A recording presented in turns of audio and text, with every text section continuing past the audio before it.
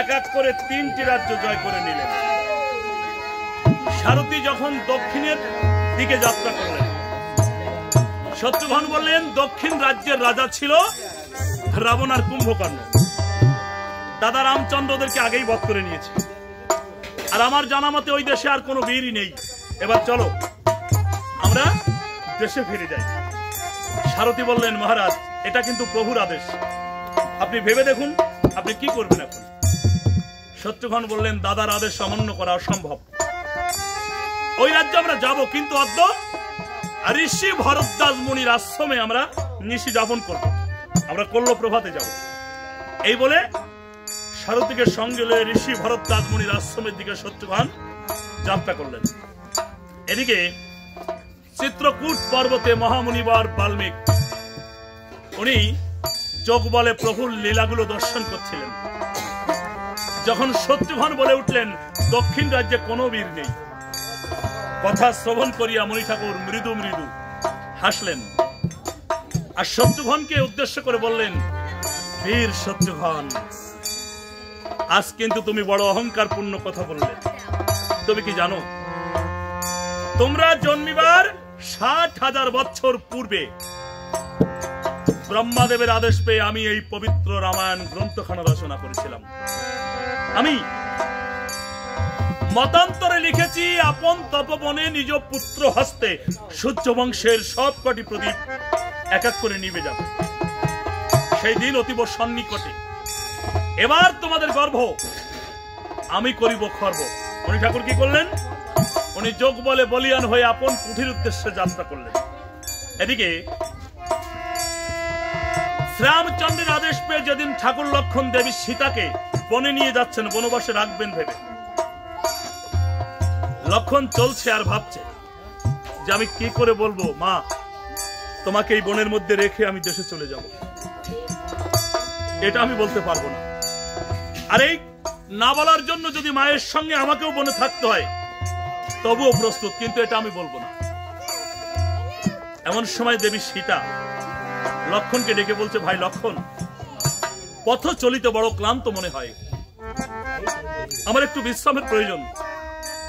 লক্ষণ বলে, দেবী ওই যে তপবন, ওই বনের মধ্যে অনেক বৃক্ষ আদি তরুলতা রয়েছে, আমরা ওখানে গিয়ে বিশ্রাম নিব।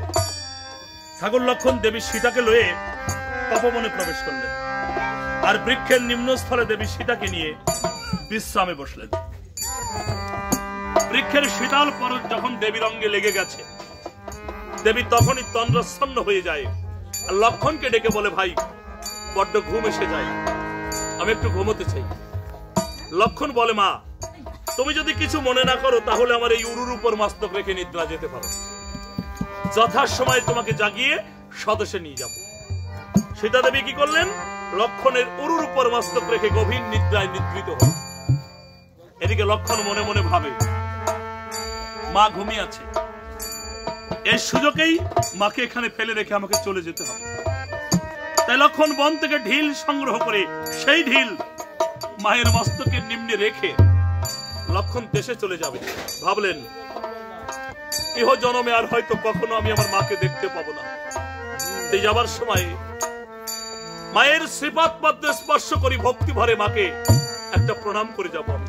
তাই লক্ষণ দুই নয়নের জলে ভেসে ভেসে দেবী সীতার চরণে লুটিয়ে পড়ে বলছে, বিদায় বেলা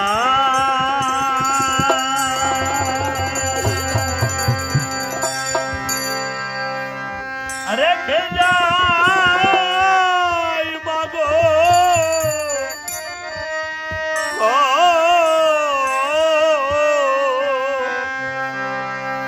ব্যথা ভরা আখি জল ও মাগো।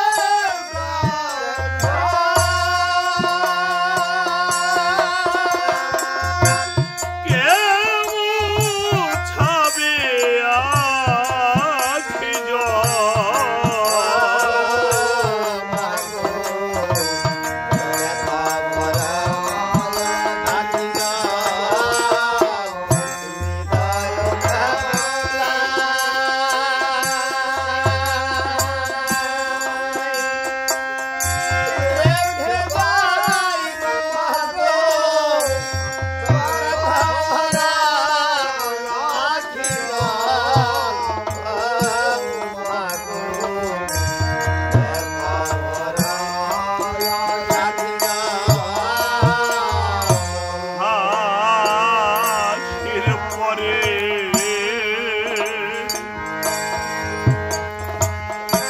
কান্না আসে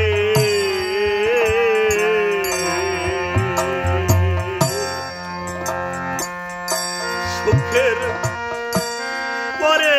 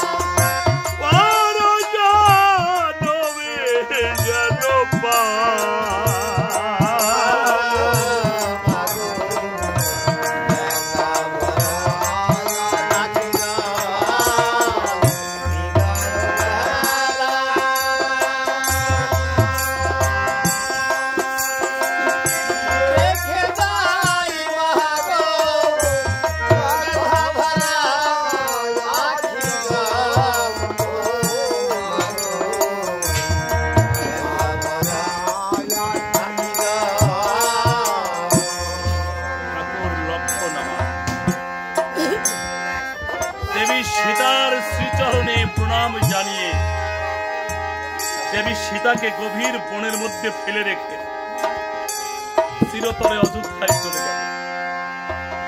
এদিকে মায়ের নিদ্রা যখন ভঙ্গ হয়, মা তাকিয়ে দেখতে পায় পাশে আর লক্ষণ কোথায়ও নাই। মা তখন একটু ভীতু হয়ে যায়, সঙ্গে সঙ্গে হস্ত বাড়িয়ে দিয়ে বলছে, ভাই লক্ষণ, আমাকে একাকিনী এখানে ফেলে রেখে ভাই তুই কোথায় চলে গেলি? এই গভীর বনের মধ্যে আমাকে কে দেখবে? আমি ভাই কার আশ্রয় গ্রহণ করে নিজেকে রক্ষা করব বল?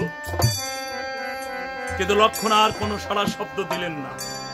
মায়ের যে করুণ আর্তনাদ, ওই আর্তনাদে বনে যত হিংস্র পশু ছিল তারা চতুর্দিক থেকে ছুটে এসে মাকে চতুর্দিক থেকে ঘিরে নিয়েছে। মায়ের সম্মুখে দাঁড়িয়ে আছে একটা ব্যাঘ্র। ব্যাঘ্রটি কি করলেন? মায়ের মুখপানে তাকিয়ে এমনি করে ব্যাঘ্রটি পুচ্ছ নাড়ে। মা তখন ওই ব্যাঘ্রটিকে লক্ষ্য করে ব্যাঘ্রের দিকে একটু এগিয়ে গেলেন। এগিয়ে গিয়ে বলছে, ওরে ব্যাঘ্র, নিশ্চয়ই বুঝেছি তোদের ক্ষুধা লেগেছে, তাই তো? আচ্ছা ঠিক আছে, আমি অভাগিনী আমার এই দেহটা তোদেরকে দান করে দিলাম, চলে আয়। আমার এই দেহটাকে ভক্ষণ করে তোদের উদর জ্বালা তোরা পূর্ণ করে নে, আয়। মায়ের দর্শনে ব্যাঘ্রের ভাষা জ্ঞান লাভ হয়। দিব্যজ্ঞান লাভ হয়। ব্যাঘ্রটির নয়ন থেকে অঝরে ঝরঝর করে জল ঝরতে আরম্ভ করেছে। আর এক সময় ব্যাঘ্রটি কথা বলছে, ওমা, গোবিন্দ মোদের পশুকুলে জন্ম দিলেন, আমরা তো মানুষের মতো কথা বলতে জানি না, কিন্তু তোর মতো মায়ের চরণ দর্শন করি আজকে আমি কথা বলতে শিখে গেছি। যে মায়ের চরণ দর্শনে পশুর মুখে ভাষা জ্ঞান লাভ হয়, ওই মাকে কি করে খাই বল দেখি। বাবা, আমাদের মতো অবহেলিত এই পশু জাতিটাকে একটু আশীর্বাদ করে দে। যুগ যুগ ধরে যে কুলে যেমনি অবস্থায় মোরা যেথাই জন্ম নিই না কেন, অন্তিমে তোর মতো মায়ের চরণ মোরা যেন দর্শন করতে পারি।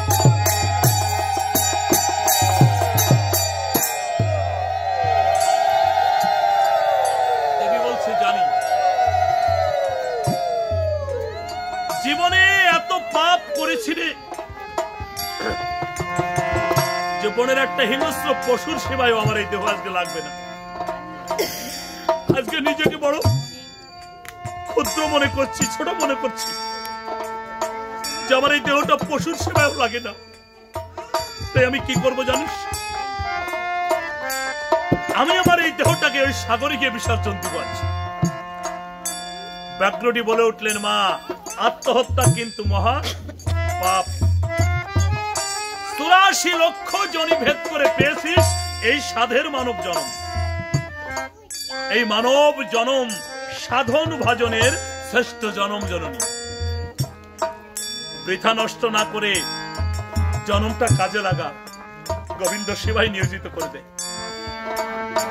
দেবী বলছে, আমি নিরুপায়। এই গভীর বনে আমাকে কে সাহায্য করবে? আমাকে কে বাঁচাবে? আমি যদি বাঁচতেই না পারি তাহলে গোবিন্দকে ডাকবো কি করে?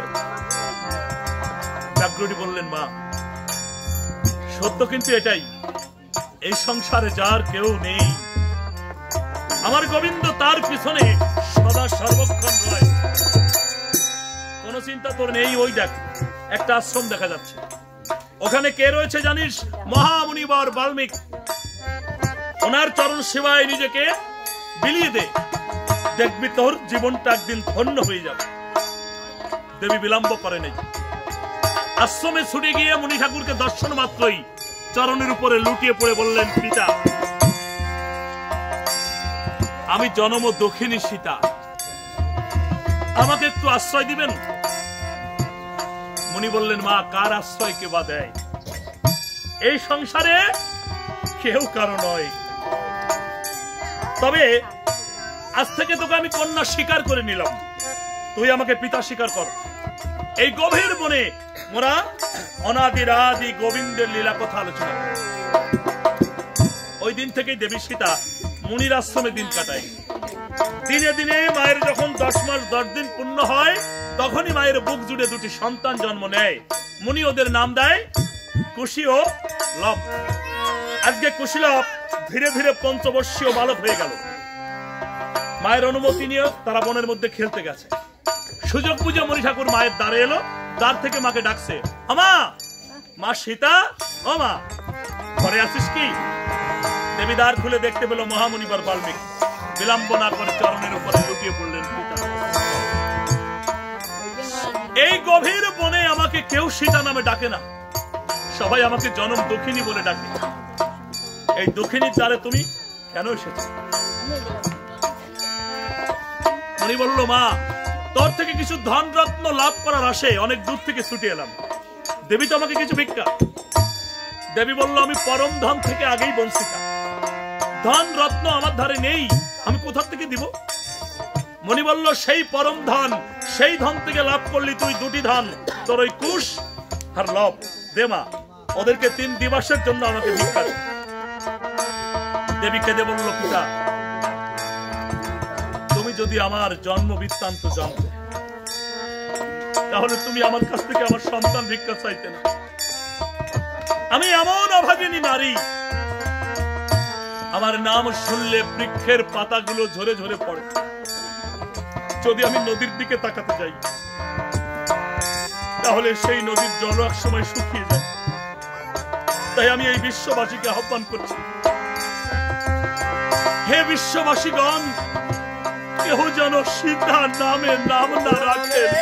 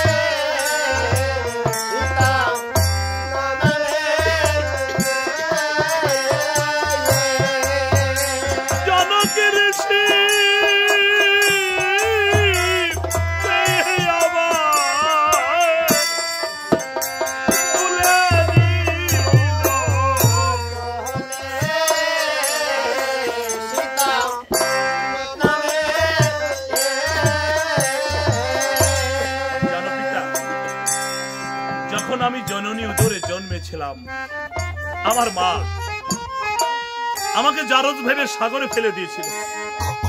ভাসিতে ভাসিতে মিথিলা নগরে বালুর স্তরে গিয়ে আমি বেঁধেছিলাম।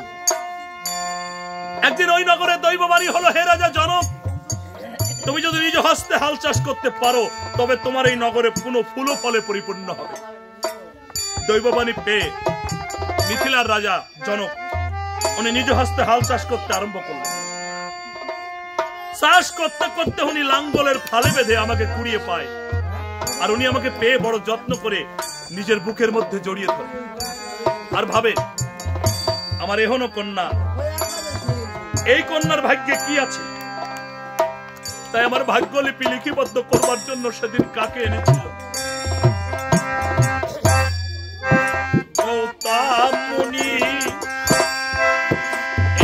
এসেছিলেন আমার পুষ্টি লিখি,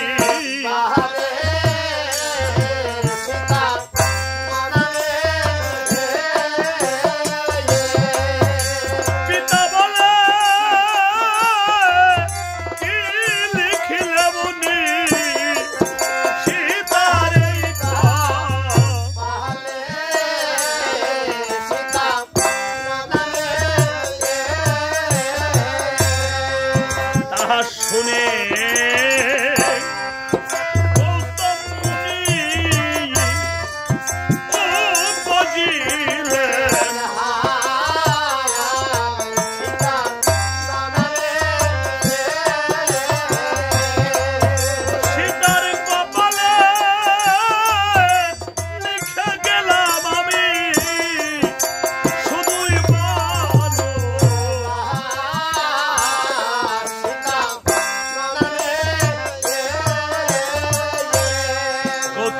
ডেকে বলল, রাজা, তোমার এই কন্যার ভাগ্যে আমি শুধু বনবাস আর বনবাসী লিখে গেলাম।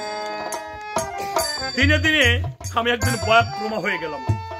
পরশুরাম দেবতাদের আদেশে হরের ধনুর বানিয়ে আমার পিতাকে ডেকে বললেন, রাজা, এই ধনুকে যিনি গুণ দিতে পারবেন ওনার সঙ্গেই তোমার এই কন্যাকে বিবাহ দিতে হবে। আমার পিতা স্বয়ংবরের আয়োজন করলেন। দেশ বিদেশ থেকে রাজাদের পুত্রদ্বয় আমাকে বিবাহ করতে এলেন, কিন্তু হরের ধনুকে কেউই গুণ দিতে পারল না। এমনকি ওই লঙ্কেশ্বর রাবণও চেষ্টা করেছিল, উনিও ব্যর্থ হলো। অবশেষে আমার প্রভু এলো।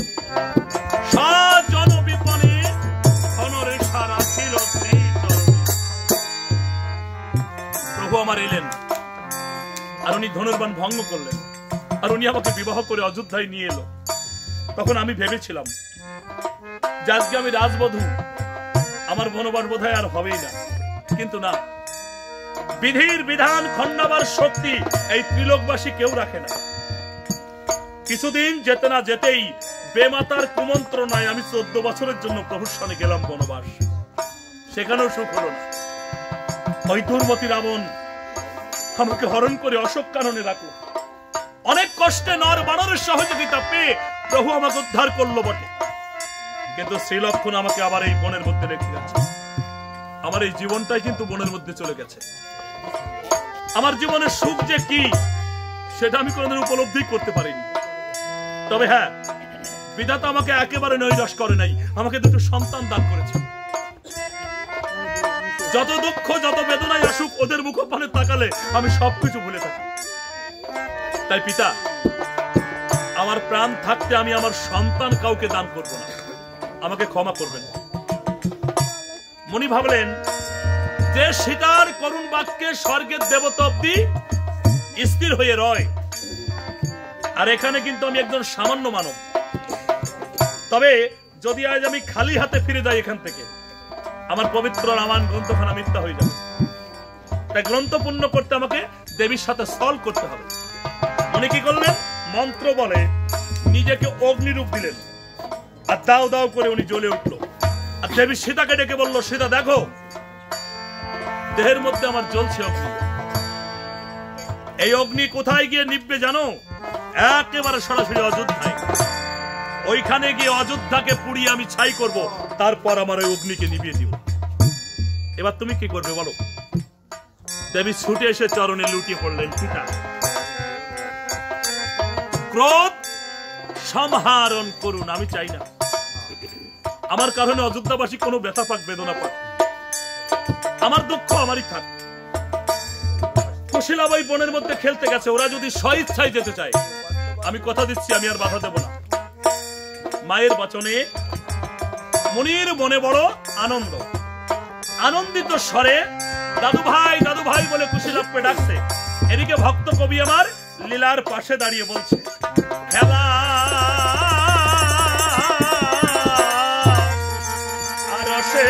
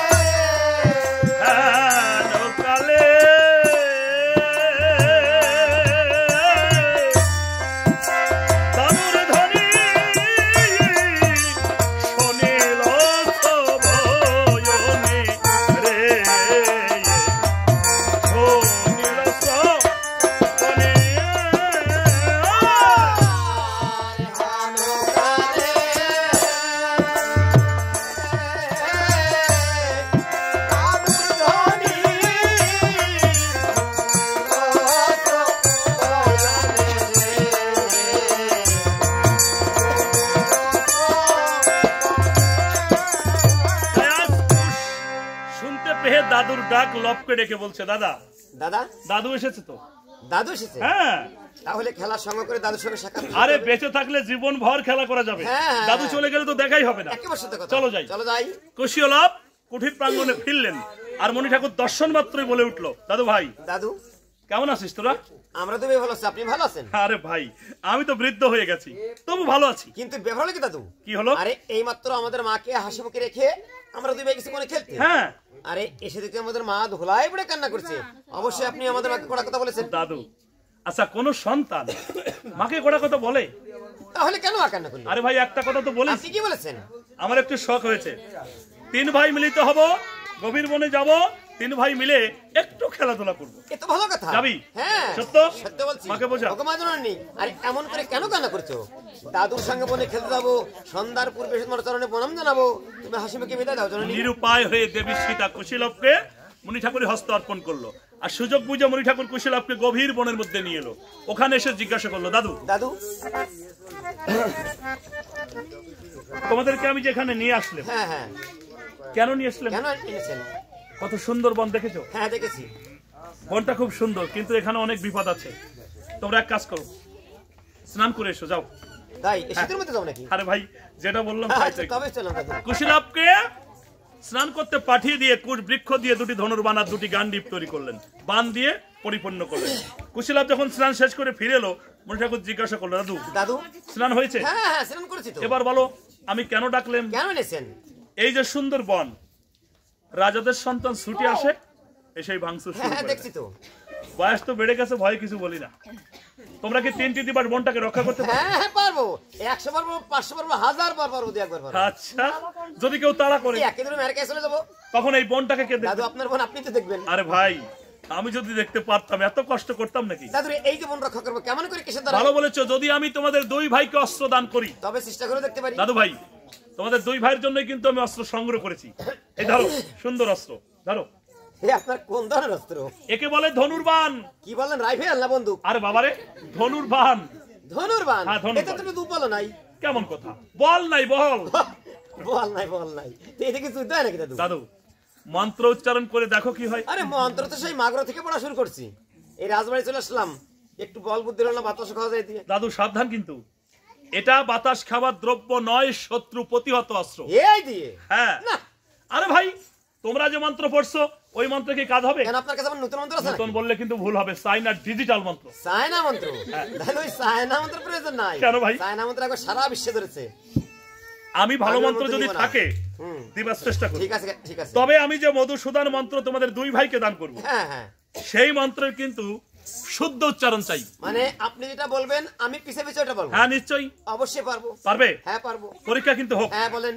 তবে বলো কুশীলভ হরে। তবে বলকশীলা ভরে। কি বললে? কি বললে? আপনি তো বললেন আমি আগে আগে বলবো, তুমি পিছে পিছে বলবো, তাই তো বলেছি। আরে ভাই আমি যেটা বলবো সেটাই তো বলতে হবে, কিন্তু দাড়ি রয়েছে, কমা রয়েছে, সেমিকোলন রয়েছে, এগুলো ধরবে না। মানে হয়নি না ভাই। দাদু এইবার হবে। আবার বলো হরে আরে মুরারে। মারামারি করে। দাদুরে বলে নেই বললেটা কি? মারামারি। মারামারি করা ভালো না। মানে হয়নি? না ভাই।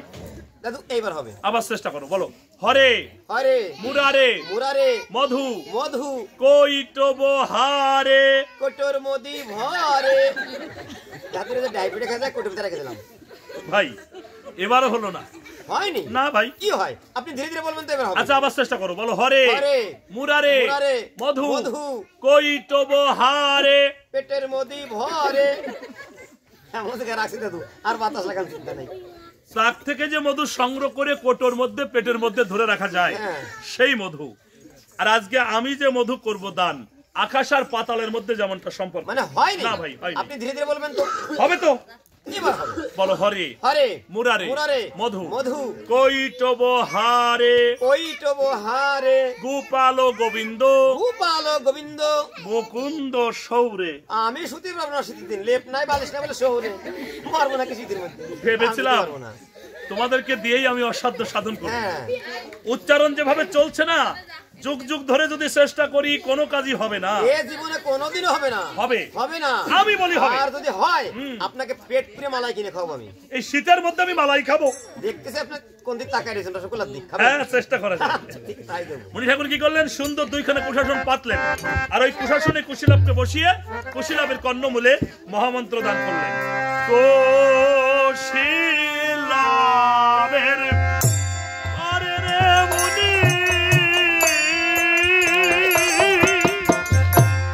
দীক্ষা মন্ত্র দিল রে।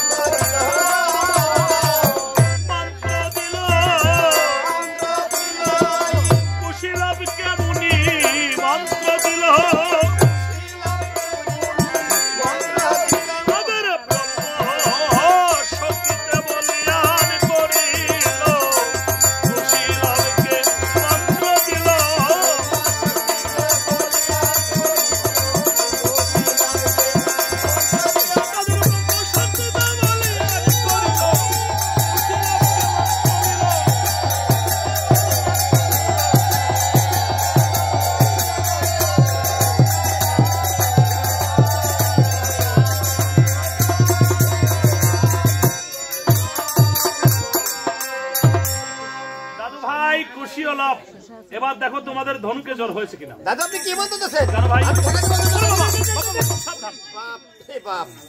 আপনার এত ভয়? ভয় অস্ত্র যেভাবে ধরেছিলে ছেড়ে দিলে কিন্তু কাজ হয়ে যেত। আরে ছাড়িয়ে পরীক্ষা করলাম। আচ্ছা, পরীক্ষা করলে পরীক্ষা কি গুরুকে দিয়ে করা হয়? এই বলে কাকে পাবো তাকে দিয়ে পরীক্ষা করবো? তোমাদের মতো শিষ্য যদি আগে কোনোদিন কোথাও করবার চেষ্টা করতাম, এতদিন অব্দি আমাকে বাঁচতে হতো। একেবারে সত্য কথা বলি দাদু ভাই, যে মধুসূদন মন্ত্র তোমাদের দুই ভাইকে দান করেছি, ধনুর্বাণে জোর হয়েছে। আচ্ছা, যার থেকে এই মহামূল্যবান মন্ত্র লাভ করা হয় তাকে কি বলা হয়? কি বলা হয়? গুরুদেব বলা হয়। গুরুদেব? হ্যাঁ। আচ্ছা, গুরু শব্দের অর্থ জানো? না। গুকারে অন্ধকার, রুকারে দীপ্তকার। অন্ধকার গৃহের মধ্যে যিনি আলোর সন্ধান করে দান, তিনি হলেন প্রকৃত গুরু। বুঝছো? এতদিন দাদু ছিলাম, এবার আমি কি হলাম? গুরু। গুরু হলাম। আর গুরুকে গুরু বলে স্বীকার করতে হলে গুরুদেবের আদেশ পালন করতে হয়। হাতে আছে ধনুর্বাণ, স্কন্ধে আছে গান্ডীব, বান দ্বারা পরিপূর্ণ এই গভীর বনের মধ্যে যদি কোনো বিপদ আসে, মায়ের দোহাই দিয়ে গান্ডীব থেকে বান তুলবে, ধনুকে যোজনা করে ছেড়ে দিবে, দেখবে শত্রুকে বিনাশ করে ওই বান আবারও গান্ডীবে ফিরবে। তুন থেকে বান কখনো শূন্যই হবে না। দাদু, দাদু এখন আমি চিত্রকূট পর্বতে যাব ভগবান আরাধনা করতে। দাদু শোনেন, একটা কাজ করেন তো। কি? আমাদের এই দুই ভাইয়ের জন্য 4-5খানা ভগবান পাঠাই দিন। ওরে বাবা, সারা জীবন ধরে তপস্যা করলাম, আমি এক বিন্দু অণু আর পরমাণুর সন্ধান এখনো পেলাম না, আর তোমাদের জন্য 4-5খানা ভগবান। আচ্ছা, এত ভগবান দেখি আমরা খেলাধুলা করব। খেলবে? ভগবান কিন্তু মানুষের আরাধ্য বস্তু, আমাদের খেলবার বস্তু। কি খেলা করবে? অনেক খেলা, যেমন ফুটবল, ব্যাট বল, কানামাছি, বল, আজকাল ক্রিকেট। ক্রিকেট? ওরে বাবা রে বাবা, বাপের জন্মে এই খেলাটার নাম আমি শুনি নাই। তবে ভগবান আমি 4 জনকে পাঠাবো, বুঝলে? ভগবানের সঙ্গে কিন্তু ভক্তি ভরেই খেলতে। আপনারা ভগবানকে সুন্দর করে পাঠিয়ে দেন, আমরা সুন্দর করে খেলব। ঠিক আছে, তাই হবে। তাই হবে। এমনি কথা বলে মণি ঠাকুর চিত্রকূটে চলে গেল। আর লব আর কুশ কি করলো? লব কুশকে বান মারছে, কুশ প্রতিহত করছে, আর কুশ লবকে বান মারছে, লব প্রতিহত করছে। উভয়ের মধ্যে বান শিক্ষা লাভ হয়েছে। এদিকে ঋষি ভরদ্বাজ মুনির আশ্রম থেকে শত্রুঘ্ন যজ্ঞরাশ্ব ছেড়ে দিলেন। সেই অশ্ব ঘুরতে ঘুরতে মণি ঠাকুরের আশ্রমে এসে বৃক্ষ আদি তরুলতা ভাঙচুর করছে। কুশ লবকে বলছে, দাদা দেখো,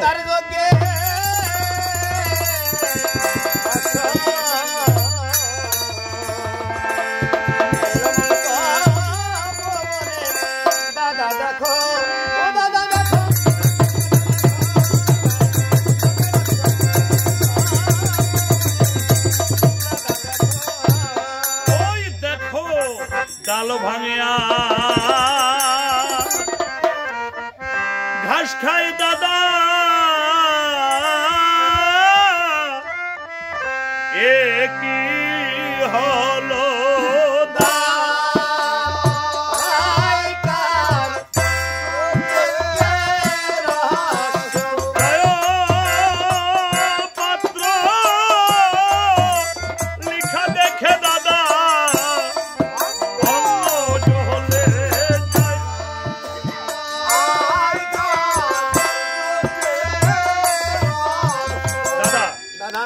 দেখো কোথা হতে যজ্ঞের অশ্ব এসেছে। অশ্বের ভালে কিন্তু গৌরবপূর্ণ পত্র লিখা আছে। আরে কি লেখা আছে? কোথাকার রামচন্দ্র তারা নাকি চারি ভাই, আচ্ছা তাদের সনে যুদ্ধ করে ভবে এমন বিদার নাই।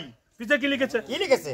অশ্ব দেখলেই ধরতে হবে, ধরলেই যুদ্ধ করতে হবে, না করলে গাদা হয়ে গাধের উদরে গিয়ে জন্ম নিতে হবে। এত বড় কথা লিখেছে? দাদা পত্র পড়ে বুঝলাম ওরা বিশ্বাস করে সংসারে ওরাই হলো সতী মায়ের পুত্র, আর আমরা যারা আছি সবাই অসতী মায়ের পুত্র। অশ্বকে বাঁধতে হবে? হ্যাঁ, অশ্বকে বেঁধে রাজাদেরকে বোঝাতে হবে সংসারে সতী মায়ের পুত্রের কোনো অভাব নাই।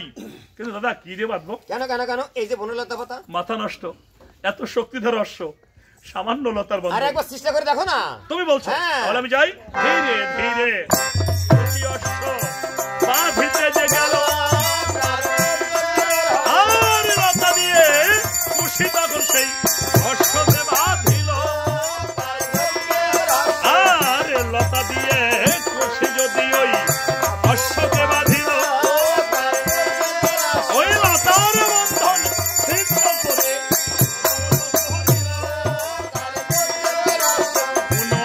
গিয়ে খুশি আবার সেই অশ্বকে বাঁধিল। আর সেই বন্ধন ছিন্ন করে অশ্ব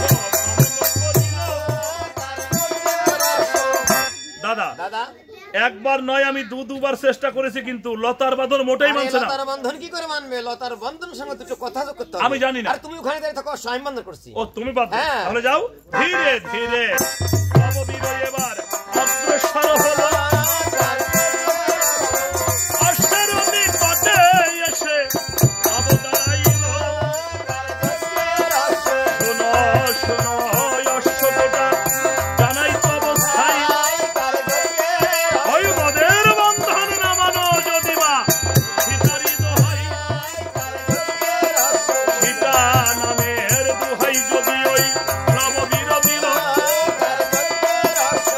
বন্ধন বেঁধে যজ্ঞের অশ্ব তখন দাঁড়িয়ে রহিল। কীর্তি বাষ্পবন্দিত ধানুরের অমৃত লহরী, যজ্ঞের অশ্ব বন্ধন হলো সবে, বলুন হরি হরি।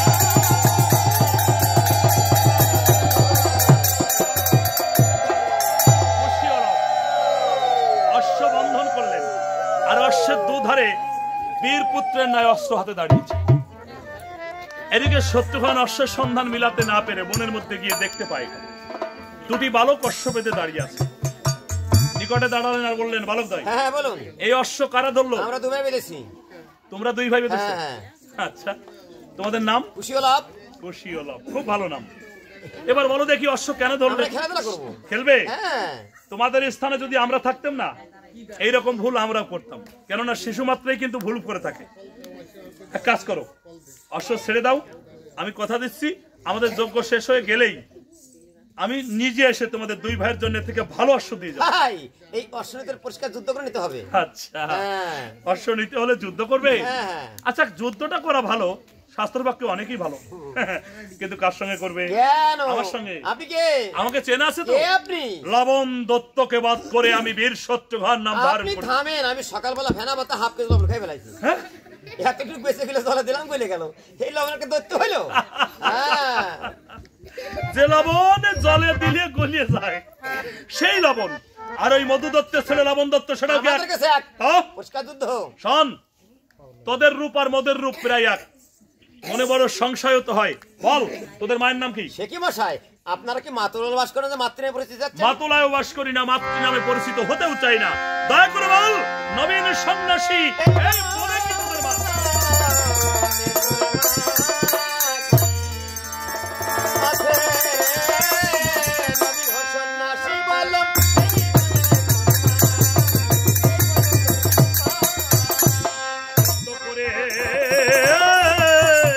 বলের ভালো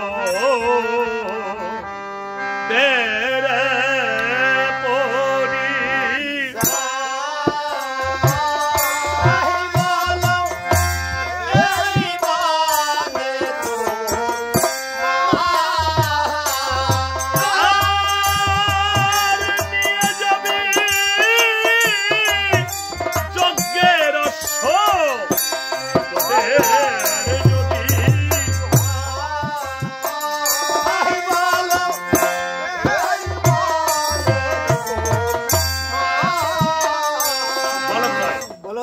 মায়ের নাম যদি দেবী সীতা হয়, শ্রীরামচন্দ্র যিনি যজ্ঞের আয়োজক উনি তোদের পিতা, আচ্ছা আচ্ছা আচ্ছা, তাহলে অশ্ব তোদেরই। পরিচয়টা বল, আমি শ্মশান মানে চলে আপনি এসেছেন যুদ্ধক্ষেত্রে, যুদ্ধ সব পরিচয় হবে, কিন্তু নাম ধামের কোনো পরিচয় হবে না। নাম ধামের কোনো পরিচয় হবে না, হবে না, তো পরিষ্কার যুদ্ধ। কি যুদ্ধই করতে হবে? আচ্ছা, বিনা যুদ্ধে কিছুতেই দিবি না? তাও দিতে পারি। কিভাবে? আপনি বলেন, আপনার মা অসত্যের কথা বলেন, এখান থেকে অশ্ব সরেন। কি আমার মায়ের অসত্যিত্ব স্বীকার করে তবে অশ্ব নিতে হবে? হ্যাঁ, তার থেকে আমার মরণ ভালো। ধর অস্ত্র। কিছুতে না শিশু দিল পরিহিতয়, আর ভয়বীর তখন ঘরে ধনুর বাণ। তখন শিলামুখী শশীমুখী বানু কালাহানল, আর অনন্ত সরান্ত বানু ব্রহ্মজাল। আর এত বলি কুশিবির তখন ধনুক ধরিল, ব্রহ্মবান ধরে কুশি টানিতে লাগিল, ব্রহ্মবান ধরে যদি কুশি টানিতে লাগিল। জয় সীতা বলিয়া কুশি বাণ ছাড়িয়া দিল,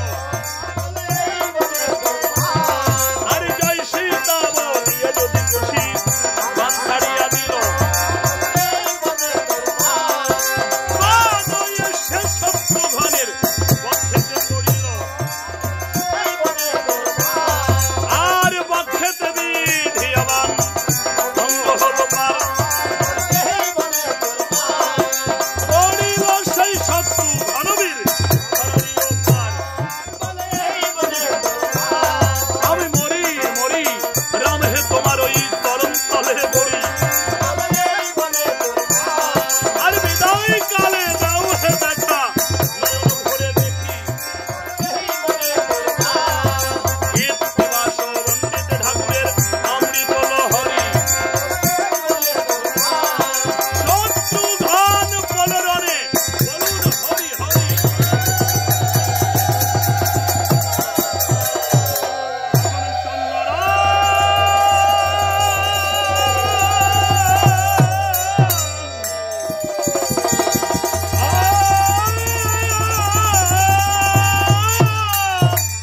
রথলয়ে সারথি,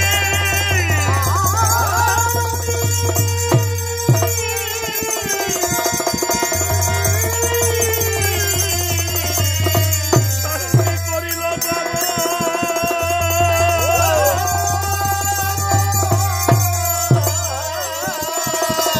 আজ উঠাতে এসে রামে বন্ধিল চরণ।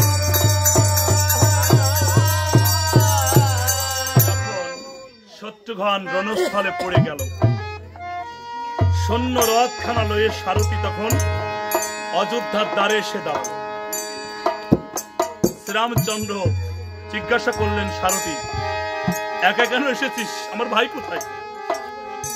সারথি বললেন, মহারাজ এক এক করে 3টি রাজ্য জয় করে ছোট রাজা দক্ষিণে বাল্মীক তপবনে 2টি কাল শিশুর হস্তে প্রাণ ত্যাগ করেছেন। ভাতৃবিয়োগ ব্যথা, যে ব্যথা সহ্য করতে না পেরে প্রভু শ্রীরাম উনি সিংহাসন থেকে মৃত্তিকায় ঝরে পড়লেন, আর ওই ধুলার মধ্যে উনি গোড়াগড়ি যাচ্ছে। দূর থেকে শ্রীলক্ষণ দেখতে পেয়ে ছুটে এসে বলল, দাদা কি এমন দুঃখ তোমার অন্তরে? তুমি কোন দুঃখে কাতর হয়ে এমনি করে ধুলায় পড়ে কাঁদছো দাদা, বল। শ্রীরামচন্দ্র বলল, ভাই লক্ষণ, মোদের কপাল ভেঙে গেল। বাল্মীক তপবনে 2টি কাল শিশুর হস্তে ছোট রাজা, সে যে চিরতরে প্রাণ হারিয়েছে, আমরা ভাতৃশোকে পড়লাম। লক্ষণ ছিল একটু তেজস্বী, উনি সঙ্গে সঙ্গে ধনুর্বাণ হস্তে দাঁড়িয়েছে। একে বললেন, দাদা কে এমন মহারথী জন্মেছে এই সংসারে? কোন মায়ের স্তন পান করে আমার ভাইকে আঘাত করেছে? আমি দেখতে চাই, আমাকে আদেশ করো, আমি এই মুহূর্তে বালকের যুদ্ধে যাব। শ্রীরামচন্দ্র ডেকে বলল, ভাই লক্ষণ, আমি কিন্তু নিষেধ করি। কেন জানিস? অদ্য প্রভাতে আমি বড় দুঃস্বপ্ন দেখেছি। আমি দেখেছি ওই বালকের যুদ্ধেই সূর্য বংশের সকল প্রদীপগুলো এক এক করে নিভে যাচ্ছে। আমি এক ভাইকে হারিয়েছি। আমার গুণের ভাই লক্ষণকে হারালে কে আমাকে সকাল সন্ধ্যা দাদা দাদা বলে ডাকবে? ভাই বল। লক্ষণ বলছে, দাদা তুমি ভুলে যাচ্ছ যে আমাদের জন্ম হয়েছে ক্ষত্রিয় কুলে, আমাদের পেশা হলো যুদ্ধ করা। সব থেকে বড় কথা এটাই যে আমি একজন বীর, একজন বীরের বীরত্ব আপনজনদের বিপদকালে যদি খাটানো না যায় তাহলে বীরত্ব দিয়ে আমি কি করব? যদি যুদ্ধে যাবার অনুমতি তুমি না দাও আমি কি করব জানো? আমার হাতের এই অস্ত্র আমি কিন্তু নিজের বক্ষের উপর চালিয়ে দিব। শ্রীরামচন্দ্র বলে, আমি জানি ভাই, যখন যাবার সময় হয় তখন আর কেউ কারো কথা শুনতে চায় না। আমি জানি এই যুদ্ধে গেলে বিপদই হবে, আবার না গেলেও বিপদ হবে। উভয় সংকটে পড়লাম আমি, তাই আমি তোকে আর নিষেধ করছি না। যুদ্ধে যা, তবে একা নয়, সঙ্গে মধ্যম ভ্রাতাকেও লয়ে যা। আর একটা অনুরোধ, যে দুটো বালক আমার ভাইকে মেরেছে আমার মন বলছে তারা আমার আপনজন, আর তাদের বয়স একেবারেই কম, মাত্র 5 বছর। এত ছোট শিশুর অঙ্গে আঘাত করলে আমাদের মান চলে যাবে। তাই যদি পারিস ওদেরকে বেঁধে নিয়ে আসবি, ওদের কোনো অঙ্গে কোনো স্থানে যেন আঘাত না লাগে, এটা আমার অনুরোধ। লক্ষণ বলছে, দাদা আমি কথা দিচ্ছি ওদের হাতে যদি আমার প্রাণটা চলে যায় তবু ওদেরকে আমি আঘাত করব না। যদি আমি পারি ওদেরকে বেঁধে নিয়ে আসবো। তবে দাদা, একজনকে মারতে গিয়ে আমাকেও মরতে হতে পারে। এই যুদ্ধ থেকে যদি আমি আর ফিরে না আসি তাহলে তোমার এই চরণ দর্শন আমার আর হবে না। যাবার আগে তোমাকে কথা দিতে হবে, যুদ্ধে গিয়ে যদি প্রাণ যায় তবুও তোমার চরণ থেকে আমরা যেন দূরে না থাকি।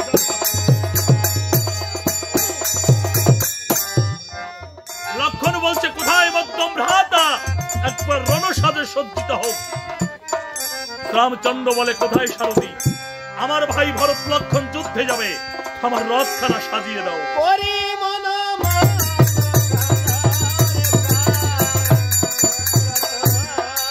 সারথী সারথী বলে রাজা ডাকে ঘনে ঘন সাজা।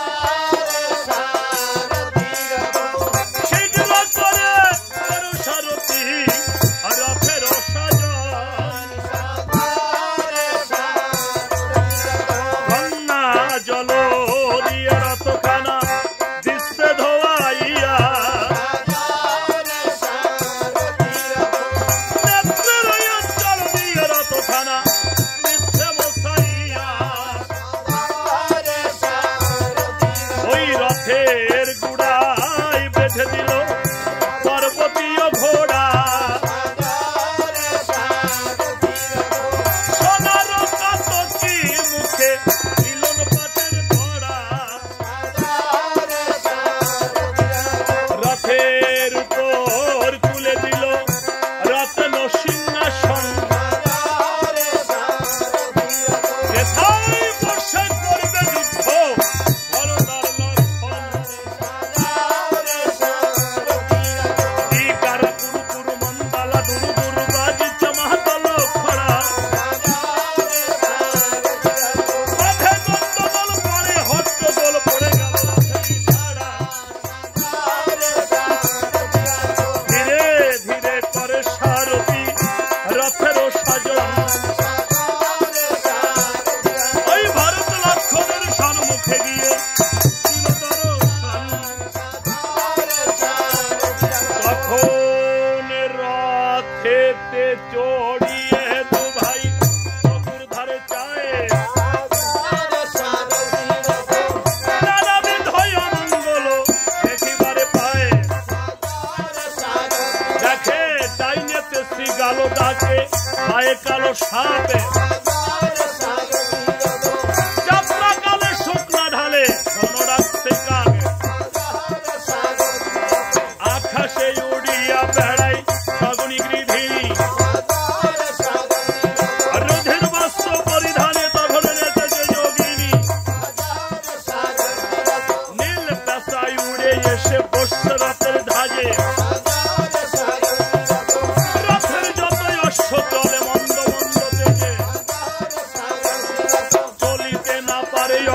চোখে বহে ধারা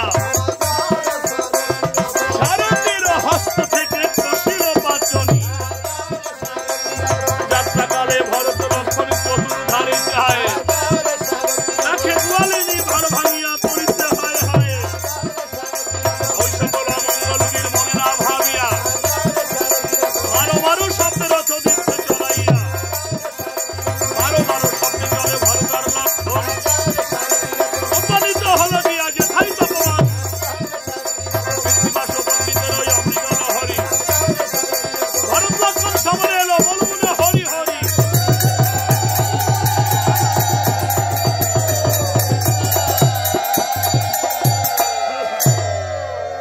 ভরত এবং লক্ষণ রণস্থলে দাঁড়িয়েছে, কিন্তু লক্ষণ যে মনোভাব নিয়ে যুদ্ধে এলেন বালকদ্বয়ের বদন পানে তাকাতে সব কিছু ভুলে যায়। মধ্যম ভ্রাতাকে ডাকলেন আর বললেন, দাদা ওই বালকদের বদন পানে একটু তাকাও, দেখো আমরা অযোধ্যায় দেখে এসেছি এক রামচন্দ্র, ওদের দিকে যতবার আমি তাকাচ্ছি ততবারই মনে হচ্ছে ওখানে যুগল রামচন্দ্র দাঁড়িয়ে আছে। দাদা এই বনেই আমি আমার মা সীতাকে রেখে গিয়েছিলাম, আমার মন বলছে এই বালক দুটো আমার মায়ের সন্তান, আর এরা যদি মা সীতার সন্তান হয় এরাই হবে সূর্য বংশের উজ্জ্বল প্রদীপ। এদেরকে যদি আজকে আমরা বধ করি তাহলে নিজের বংশের বিনাশ নিজের হাতেই করতে হবে।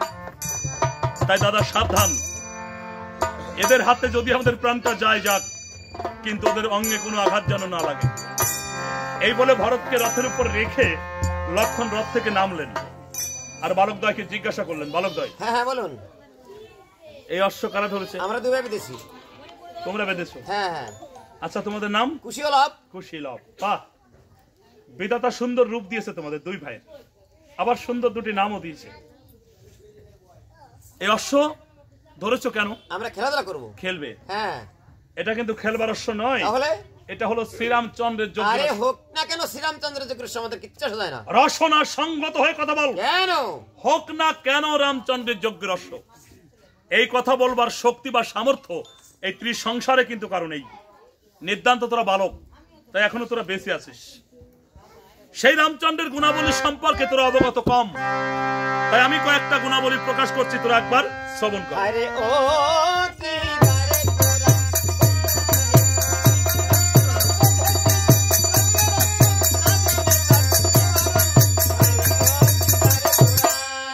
তোরা বেঁধেছি যোগেরি অশ্ব নাচে নেতার বিবরণ তোরা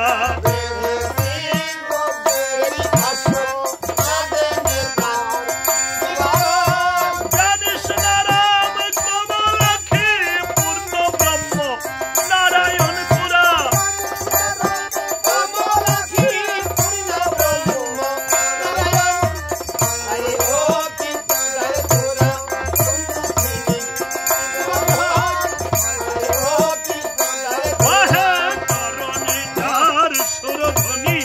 সে কি বস্তু সাধারণ বহে,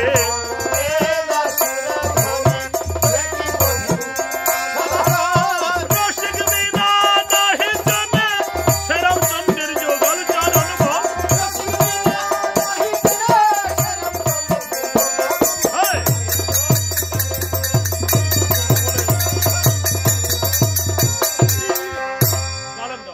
বলুন কি বললাম তোরা বুঝেছিস? হ্যাঁ কি বুঝলি? রামচন্দ্রের চরণে যদি এতই গুণ থাকবে সামান্য লতার মধ্যে কেন মুক্ত আসছে না?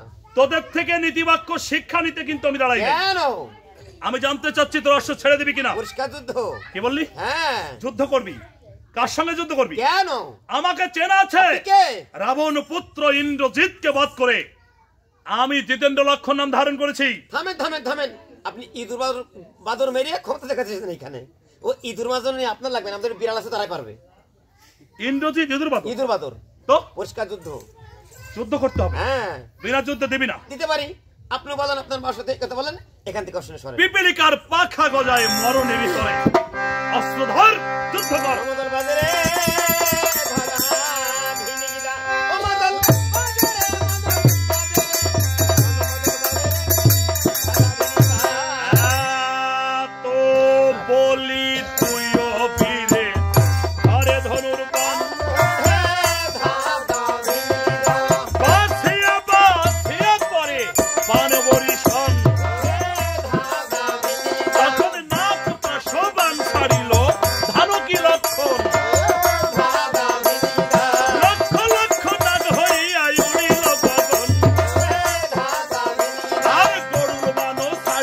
সেই সীতারি নন্দন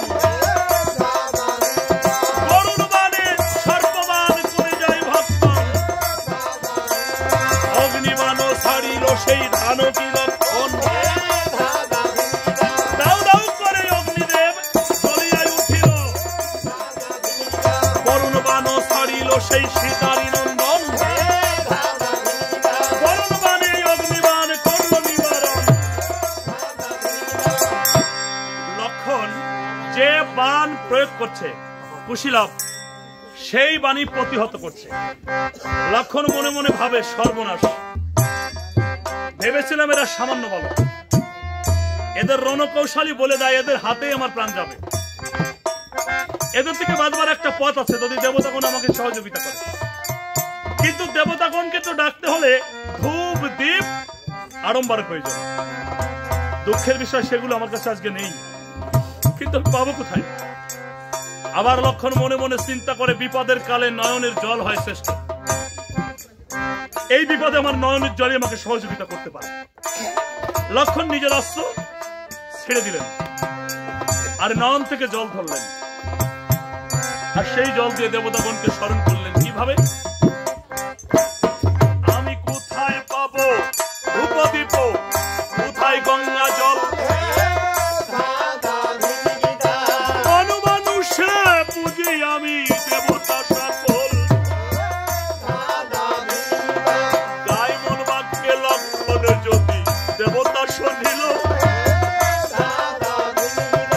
লক্ষণেরও ডাক শুনিয়া সকল দেবতাই আইল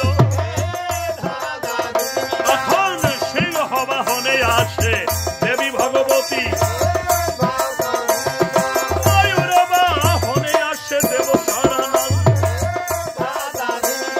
ডাইনে বামে অরুণ বরুণ ব্রহ্ম বসেন বলে সদাই শিব দাঁড়িয়ে আছে হরিয়াতেশ্বর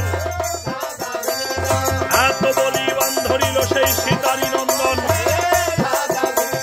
ব্রহ্মবাণ ধরে খুশি টানিতে লাগিল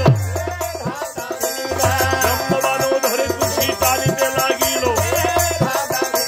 জয় সীতা বলিয়া খুশি বাণ ছাড়িয়া দিল জয় সীতা বলিয়া যদি বাণ ছাড়িয়া দিল সীতা নামের দোহাই শুনে দেবগণ পালালো সীতা নামের দোহাই শুনে দেবগণ পালালো বাণ এসে লক্ষণের ওই বক্ষেতে পড়িল বক্ষেতে বিধিয়া বাণ অঙ্গ হল পার পড়িল সেই ধানকী লক্ষণ ধরাইল লক্ষণ পড়িল যদি ভরত দেখিল গদা লইয়া ভরতবীর লাভ হয়ে পড়িল ভরত বলে ওরে শিশু করব লণ্ড ভণ্ড গদার বাড়ি দিয়ে তোদের আজ ছিঁড়ে দেব বন্ধ খুশি বলে ওগো দাদা কেমন কথা কয় পিপিলিকা হয়ে পর্বত উড়াইতে চায় তখন মহাকাল বাণ খুশি ধনুকে জুড়িল জয় সীতা বলিয়া খুশি বাণ ছাড়িয়া দিল জয় সীতা বলিয়া যদি বাণ ছাড়িয়া দিল বাণ এসে ভরতের ওই কণ্ঠেতে বিঁধিল কণ্ঠেতে বিধিয়া বাণ অঙ্গ হল পার পড়িল সেই ভরতবীর ধরারি উপর আমি মরি মরি রামে তোমার চরণ তলে মরি বিদায় কালে যাও হে দেখা নয়ন ভরে দেখি কৃত্রিমাস পণ্ডিতের ওই অমৃত লহরী ভরত লক্ষণ সামনে বলো বলো না হরি হরি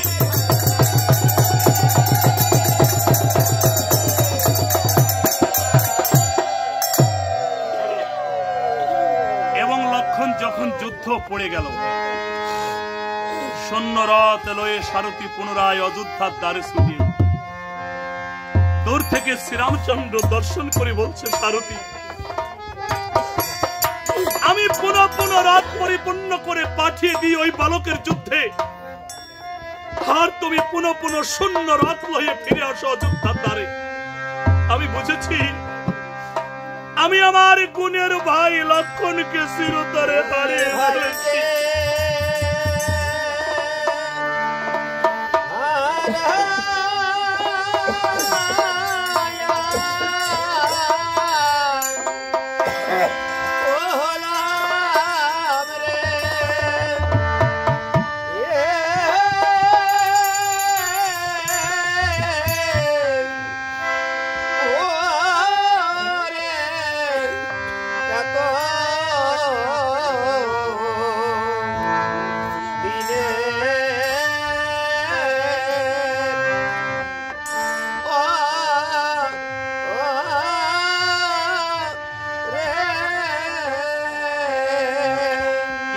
নালি সারতীরে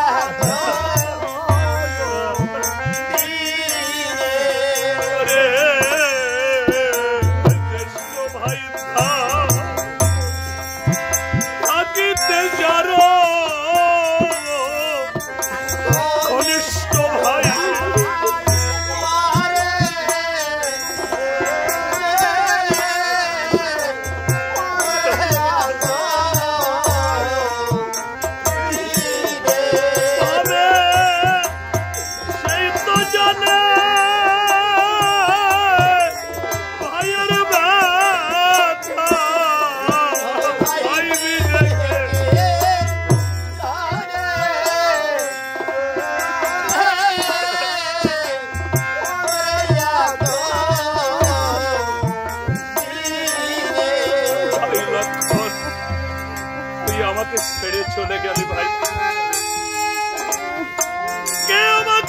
সকাল সন্ধ্যা দাদা দাদা বলে ডাকবে ভাই। ওরে প্রভাত হলে আমি তার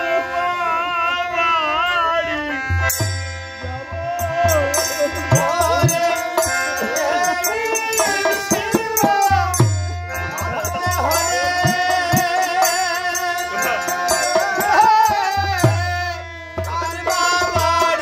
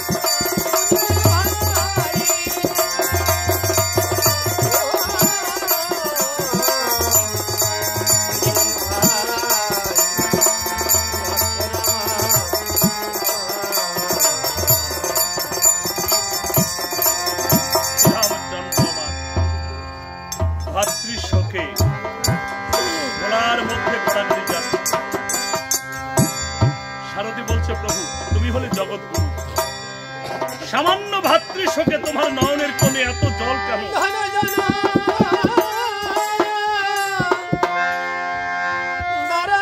পুত্র কেউ তো কারো নাই কেন তা ধরে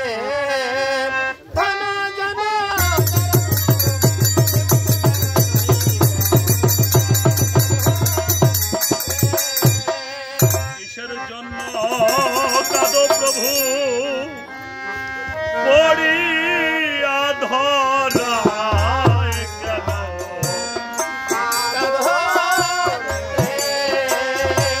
এই পৃথিবী মায়া মঞ্চ মায়ার অভিনয় কেন?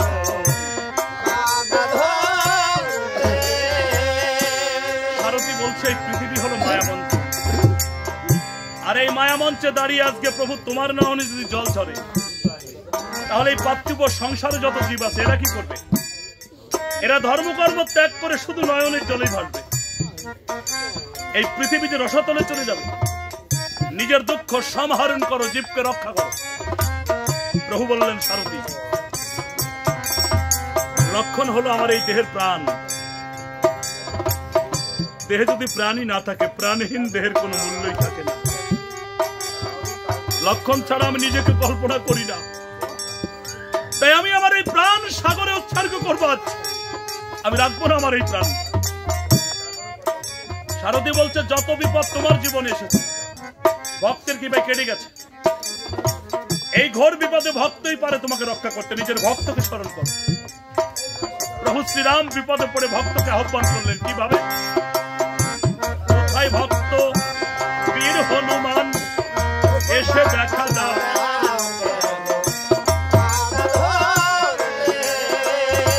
বিপদে পড়িয়া ডাকে অযোধ্যার শ্রীরাম। হনুমান কদলির বনের মধ্যে বসে বসে প্রভু ধ্যান করছিল।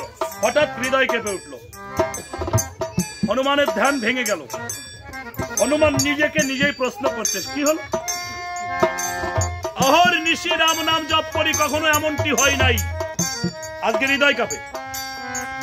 হৃদয়ের মালিক তোমার প্রভু, নিশ্চয়ই প্রভু বিপদে পড়েছে। হে প্রভু দয়াময় শ্রী হরি রাম ও রঘুনাথ, কোনো ভয় নাই, আমি নিমেষের মধ্যেই তোমার চরণে উপস্থিত হচ্ছি। হনুমান কি করে? রাম নাম প্রিয় হনুমান করিলেন গমন,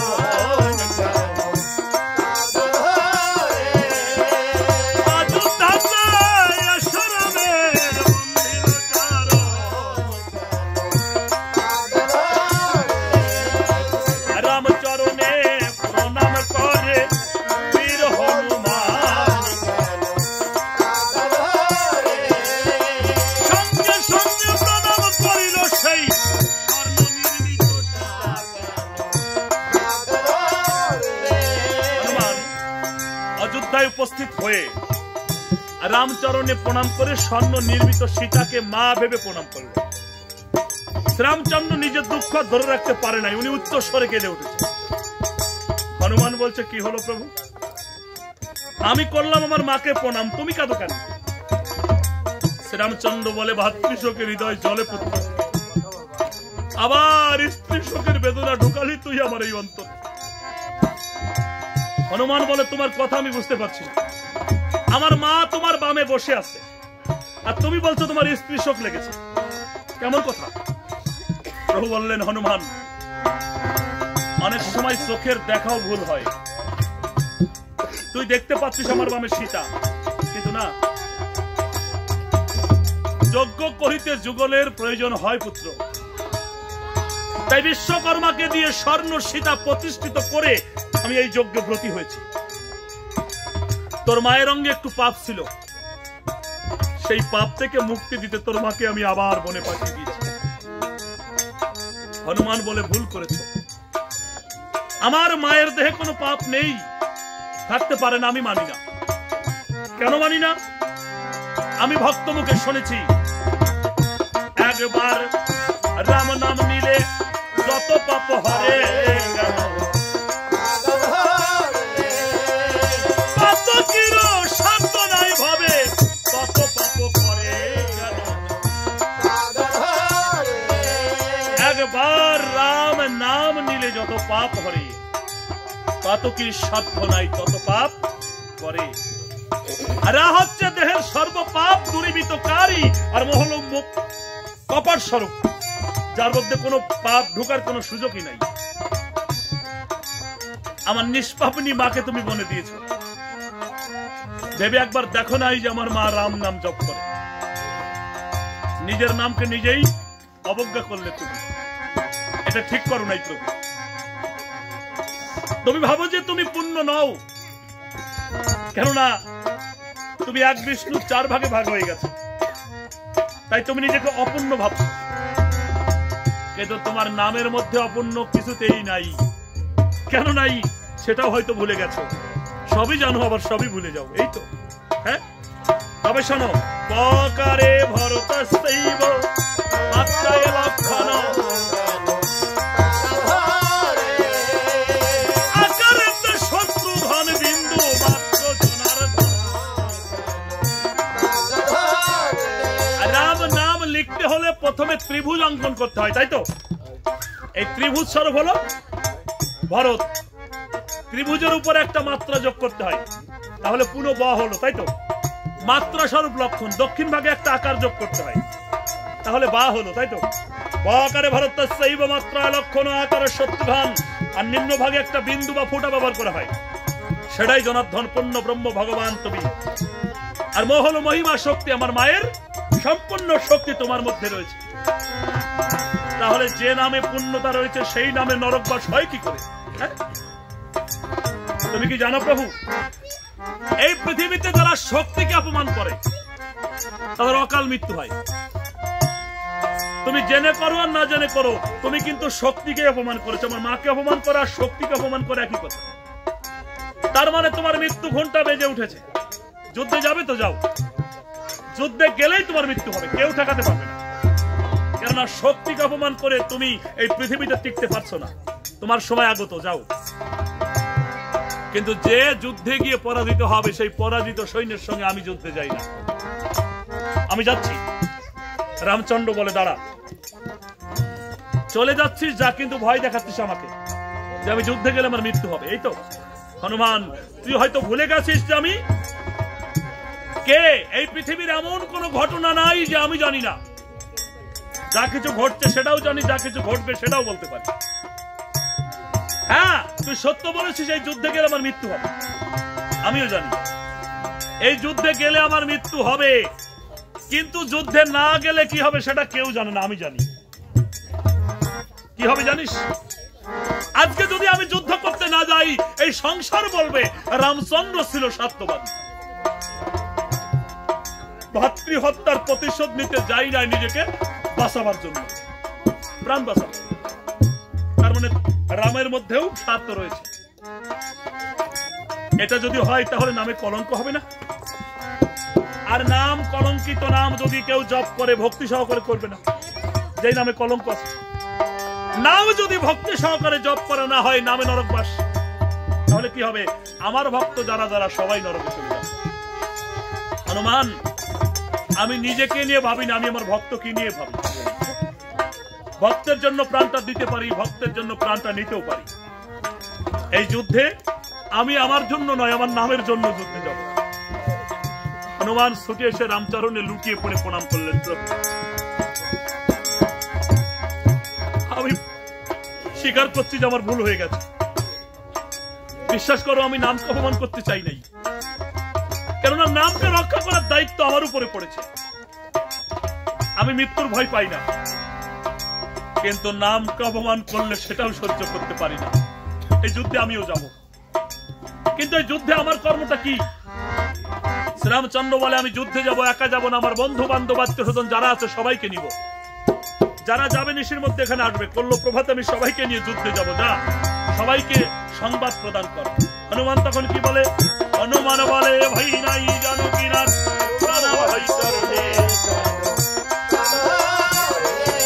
নিমেষের মধ্যে যাবই আমি চতুর্বেগ ভ্রমণে, আর পবন গতিতে পবন পুত্র হনু ভাইয়া চলিল।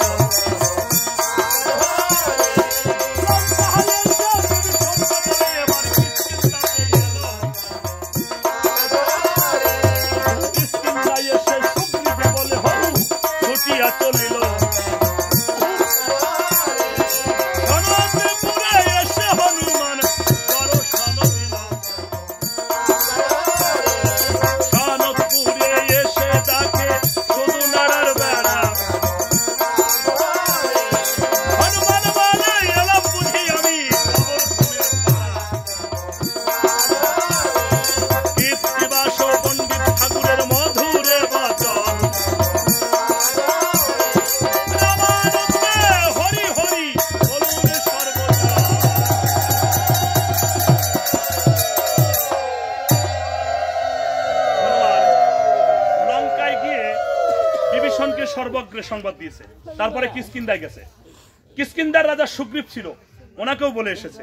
এবার এসেছে কোথায়? সনদপুরে, রাজা গোবর্ধনের দেশে। এসে মনে মনে চিন্তা করে, হবে যদি রাজার বাড়ি, থাকবে দালান সারি সারি, এ দেখি নাড়ার বেড়া, নাড়ার ঘর, নাড়ারই সৃজন, এইখানে রাজা বাস করে কিভাবে? আমি কি ভুল জায়গায় এলাম? আবার চিন্তা করে, গুহক চন্ডাল রাজা হতেও পারে, একটু ডেকে দেখি। বলি, মহারাজ গোবর্ধন, আপনি কি কুঠিরের মধ্যে আছেন? আরে না না, বাড়িতে নাই। বাড়ি নাই কথা কে বলে? নাই তা একেবারে নাই, তেল গাইতে নাই। এত রাত্রে? আরে যখন শোয়াবো তখন তো মাগবো। এই মাত্র 56 ভাগে চাষ করেছিলাম। এই ধনা বলুন। আরে কথা বলছে একটু দেখে আয় তো। মহারাজ ওইদিকে যাওয়ার কথা না, বিশ্রী বোমরা ফাটার গন্ধ। সেই মুকুড়া হনুমান নাকি? আপনি কি দেখেন? আরে তাই তো। এই হোনা, আমার নাম আমি তার লগ্ন, তার সীতাকে কেমন আছে বল? বড় দুঃখ আমার অন্তরে। নইলে? নইলে আমি জীবিত থাকতে আমার সম্মুখে দাঁড়িয়ে আমার মাকে মিতালি আর আমার প্রভুকে মিতা বলার স্বাদ তোকে না বুঝিয়ে কি যাই? হ্যাঁ, ওরে বাবা, তুই মুকুড়া হনুমান থাকিস গাছের তেল ঢালায়। এই রাম নামের কি ভক্তি বুঝিস? আমার প্রভুকে ভক্তি ভাবে ডাকে, প্রভু তোকে সেই দর্শন দেয়। আপনার কথা শুনে কৃতার্থ হয়ে গেছে। আপনার পরিচয় জানতে পারি কি? আমার নাম হ্যাঁ। শ্রীমতী রাজা গোবর্ধন। আপনি পুরুষ না নারী? কেমন প্রশ্ন! আমাকে দেখে কি মনে হচ্ছে? আপনাকে দেখে পুরুষ মনে হচ্ছে, হ্যাঁ। কিন্তু নামের বেলায় মতি যোগ করলেন কেন? তাই আমি মানুষের রাজা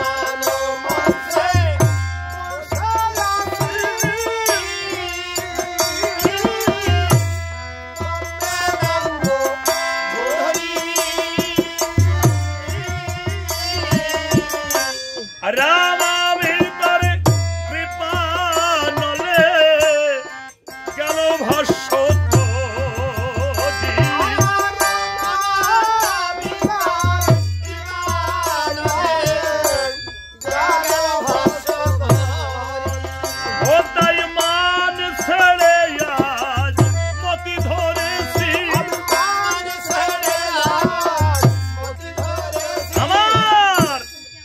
মতি জানো নরে না, মতি জানো নরে না,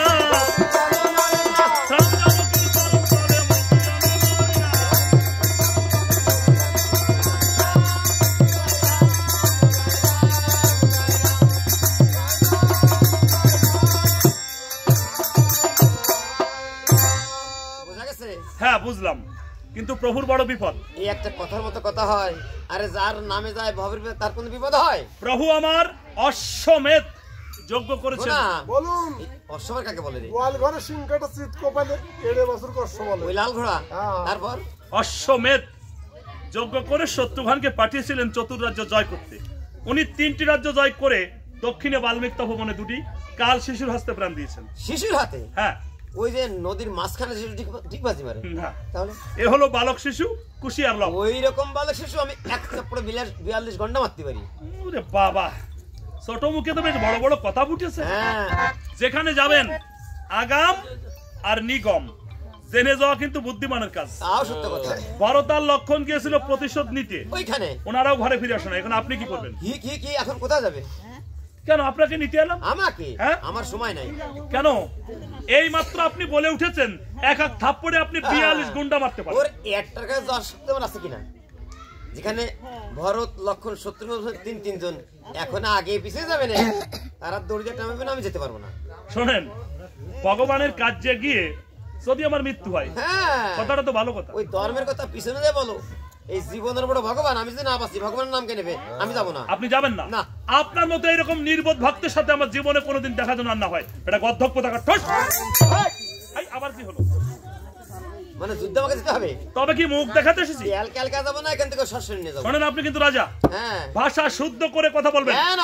এলকালকা এটা কোনো ভাষার মধ্যেই পড়ে না, বলতে হয় একা একা। না না, এটা রাজবাড়ি, এখানে এলকালকা বলতে হয়। ও, এটা রাজবাড়ি। আপনি যেমন রাজা, আপনার ভাষা এর থেকে ভালো কি করে হয়? তা আপনি যেই না রাজা, আপনার আবার সৈন্য সামন্ত আছে। আছে তো, একে 44 ডিভিশন সৈন্য আমার। শুনেছেন আপনারা যে বেটা বাংলা ক্লিয়ার করে বলতে পারছে না, সে আবার ইংলিশ বলছে, ডিভিশন। আচ্ছা, কয়েকজন সৈন্যের নাম বলা যাবে? বলেন। এই পাশে কিন্তু এতরাই, এই পাশে কেতরাই। উজে নল নীল মাজা মোটামুটি কেটলি কথায় মাথায় কাশিয়ে পিছনে চেয়ার আছে কয়েকজন বসে, ওই কজন। আচ্ছা, আপনার সৈন্য কি আরো আছে? মানে নারী মেয়ে পুরুষ সবাই দিতে যাবে নাকি? এ কেমন কথা? কেন? যে নারী সেই মেয়ে পুরুষ হলাম আমরা। এই সংসারে জাত হলো দুইটা, নারী পুরুষ। ওরে না না, জাত তিনটা। মানে আমি বলছি বুঝান। আরে পুরুষ তো আমরা পুরুষ, নারী একটা সাইনবোর্ড আছে যেমন তাদের হাতে শেখা কপাল শুধু নারী, আর মেয়ে সাদা কপালে হ্যাঁ উঠি নেই হ্যাঁ জুটি নেই, ওইগুলো মেয়ে। আচ্ছা, আপনার দেশে এসে বহুত কিছু শিখলাম। আপনার সৈন্যগণকে ডাকেন।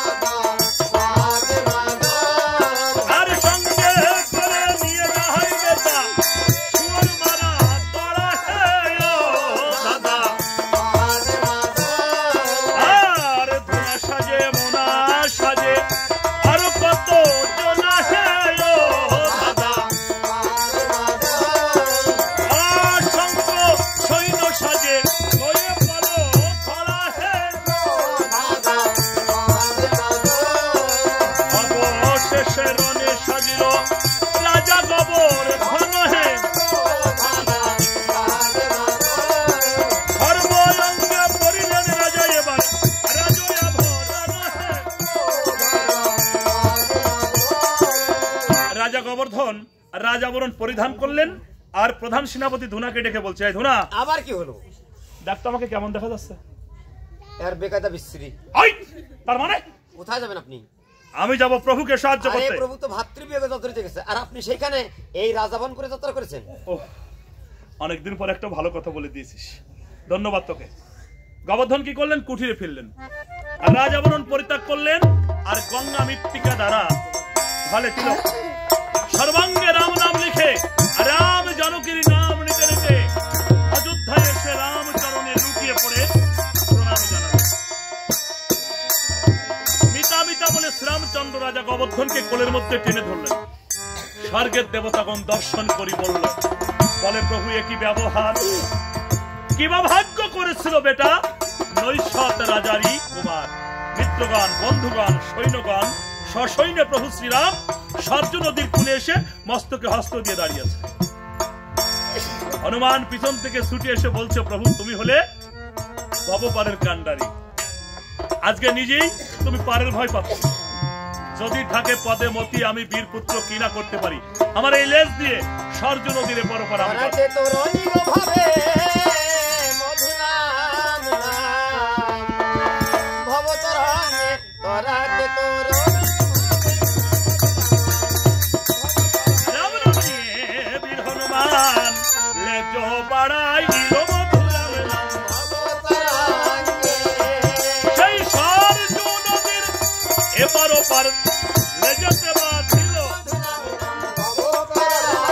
হনুমান লেজ দিয়ে সাগরটাকে বেঁধে দিয়েছে।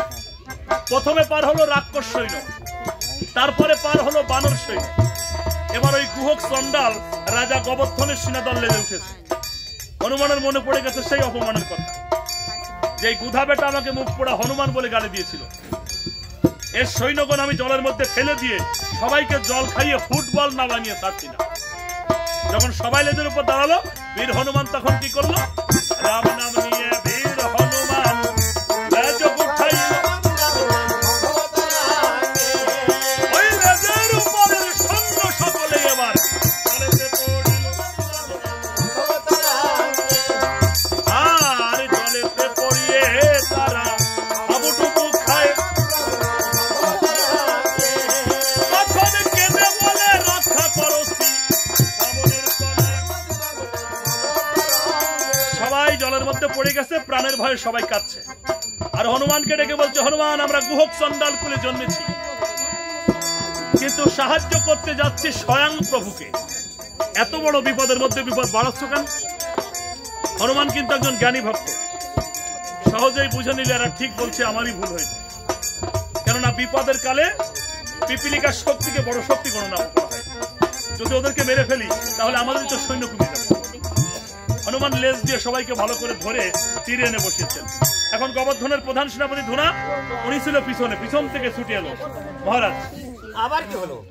পার হবেন না? আরে ওইটাই তো বসে বসে ভাবছি, পারো কিসের মত দিয়ে? ওই দেখেন হনুমান কত সুন্দর ব্রিজ করে। ওর মরবাজ যাবে নাকি? কেন? আমার সৈন্যগুলো জল খাওয়াতে খাওয়াতে এর ফুটবল বানায় রাখছি। পরের নৌকায় পার হতে গেলে এই রকম সমস্যা আসবে। আরে পার তো অবশ্যই, কিন্তু ওর পথে তো হবে না। কি করবেন? ওর সাইড দিয়ে সিএম রোড পার চলে যাবো আমি। ওরে বাবা, সিএমপি রোড করবেন? হ্যাঁ। মহাশয় একটু ঘোরেন তো। কেন? আমি দেখতে চাচ্ছি আপনার পিছনের লেজ কয়টা। আমি কি হনুমান? আমি লেজ থাকবে? হনুমান হলো লেজ ছিল। ছিল। প্রভুর কৃপা, লেজের কৃপা একত্রিত হয়ে সহজ নদী বন্ধন হলো। আপনার কি আছে? এই বেটা, ও তার ভক্ত, আমি তার ভক্ত। হ্যাঁ তো ও যদি সামান্যদের হাত লেজ দিয়ে সরজুর ইবারবার বন্ধ করতে পারছি, আমি গোদ বাড়িয়ে দিয়ে একবার সিএম রোডকে পার চলে। বাবা যেতে সুবিধা হবে, আপনি শুরু করেন। রাম নাম নিয়ে গোবর্ধন তার গোধবাড়া হইল সারজু নদীর এবার ওপার পথেতে বাঁধিল। গোবর্ধন ভক্তি বলে গোদ দিয়ে সাগর থেকে বেঁধে দিয়েছে, কিন্তু হনুমানের অহংকার আরো বেড়ে গেছে। ছুটে এসে বলছে, মহারাজ আবার কি হলো? এইটা কি গো? CMB road. এই রোডে কারা পার হবে? সবাই। আচ্ছা আমাকে চিনা আছে? সবাই। রামদাস পবন পুত্র বীর হনুমান আমার নাম। যদি আমি চেষ্টা করি এই গোটা পৃথিবীটাকে বন বন করে ঘোরাতে পারি, সামান্য একটা গোদ আর আমার এই বিকট দেহ, আমার এই দেহের ভার মানবে? তোমাকে একেবারে শিশুকাল চিনে রাখছি, তুমি পারো মানে কি আর বদ্ধলোক পার চলে দাও। আমাকে ফেলে দিবেন না তো? তোমার মতন বিজাত আমি আমার সৈন্যগুলো জল খাওয়াতে খাওয়াতে রসগোল্লা বানায় রাখছো। ও পার হও, পার হও। তার মানে আমি যেতে পারি? হ্যাঁ। ভেঙে যাবে কিন্তু। আরে বিষয় তোমার না, তুমি পার হবা। প্রোগ্রেস নালিশ করবে না? কখনো না। করবে না? হ্যাঁ। ঠিক আছে যাবো। হ্যাঁ। তাহলে যাই। লক্ষ্য দিয়ে ওঠে হনুমান ওই পথেরিও পার। আরে পথে ওঠে হনুমান হাসি ঝুঁকি মারে। হনুমানের দেহে যত শক্তি ছিল সকল শক্তি প্রয়োগ করে দিয়েছে, কিন্তু আনন্দের বিষয় এটাই, হনুমানের শক্তি ওই গোধার গোদ এক বিন্দু নড়াতে পারেনি। হনুমান নিজেই চমকিত হল, ভাবলো সে কি, আমার ভরে এই গোটা পৃথিবী নড়ে আর গোদ নড়ে না, তার মানে আমার থেকেও শক্তিবান কেউ জলের মধ্যে আছে। তবে সে কে আমাকে দেখতে হবে। তাই হনুমান কি করলো? চুপি চুপি বীর হনুমান সেই জলের মধ্যে যায়। তাকে গোধার গোদ ধরে আছে শ্রী রামদয়।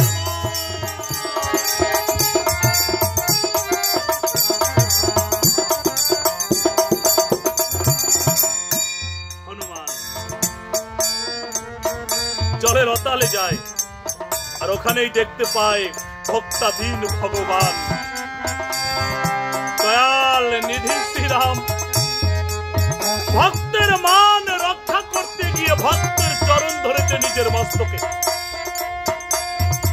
কিন্তু হনুমানের পদভার প্রভু নিজেও সহ্য করতে পারেন নাই, কেননা ভক্তের বোঝা বহন করা অসম্ভব।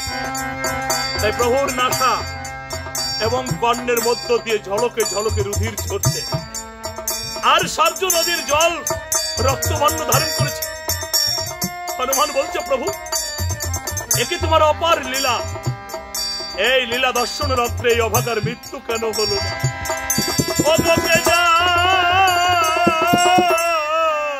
তোমারই লীলা ও লীলা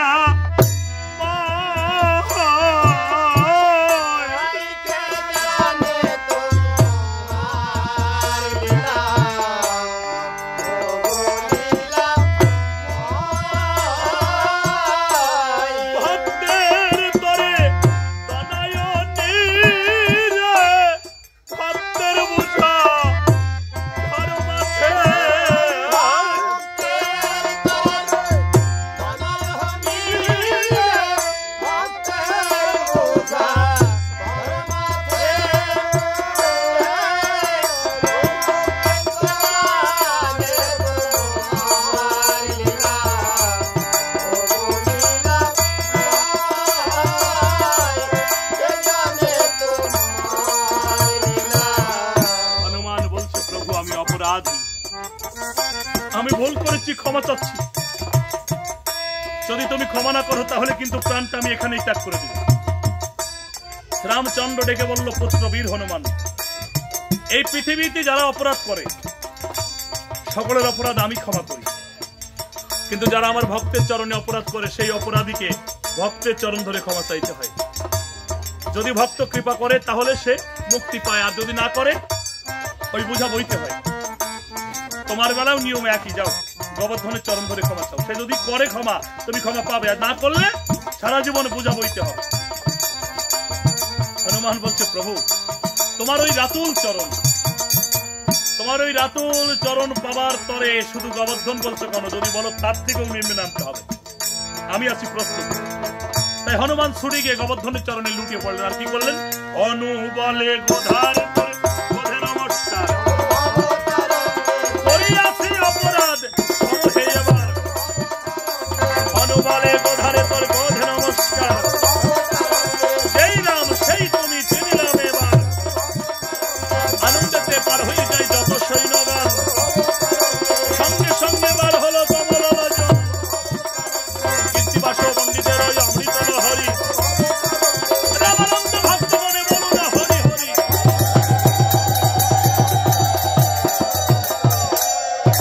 সরযূ নদী পার হয়ে প্রভু রামচন্দ্র সৈন্য সমাবেশ করছে।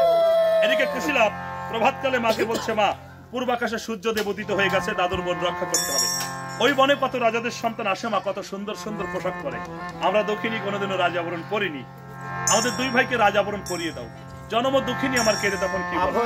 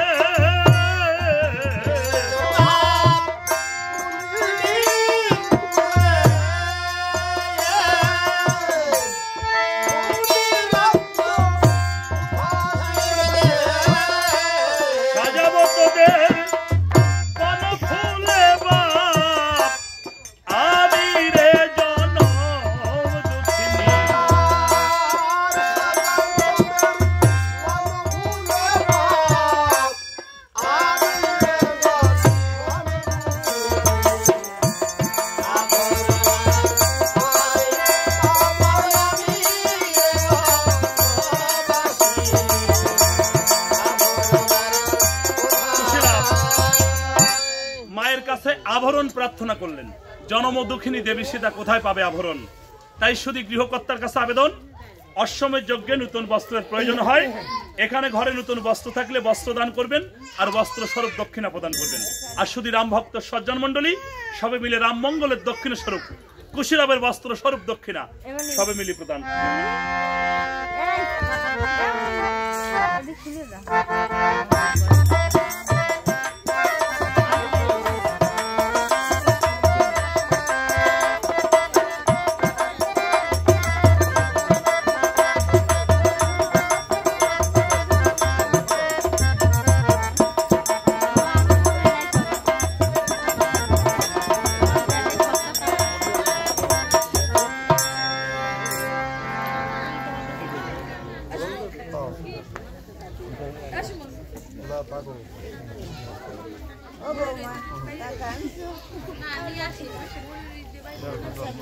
আমার আসার সময় মনে নাই, বুঝছো?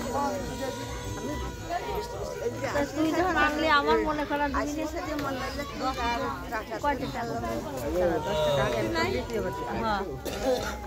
আমার খরচা টাকা ছিল, আমার মনে নাই কথা।